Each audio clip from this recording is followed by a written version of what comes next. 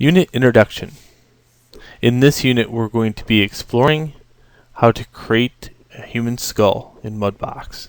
And its original was this.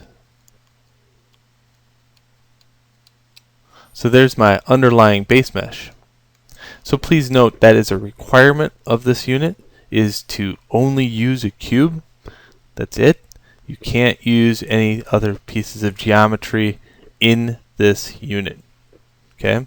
And I'll teach you that it's about concepting at this phase. You know, I can bring up a simple cube to the amount of detail of a certain area.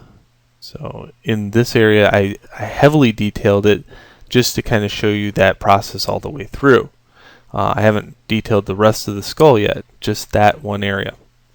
I also talk about readability, how at right about here the detail stands true, but if I wanted to get any more detailed I would have to, get to a readability factor right here. You notice now it's kind of gotten blurry. So readability, very important when you're talking about sculpting and resolution and detail.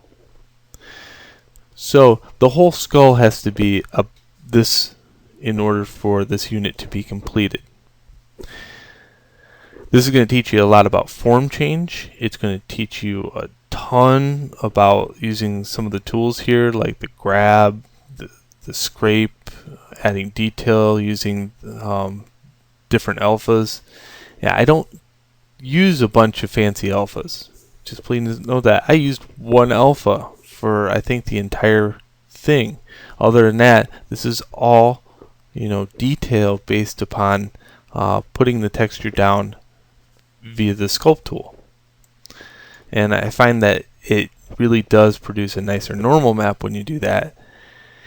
Now the next unit, just know, heads up, that it's about the retopologizing phase. So this is definitely not game friendly related geometry. This is the concept phase still.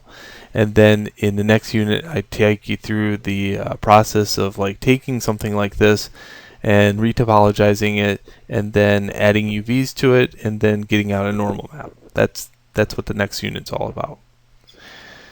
Alright, so I hope you enjoy this unit. It is rather lengthy, 8 videos and they're like 10-15 minutes. I do not want you to think about moving every polygon. I repeat this over and over.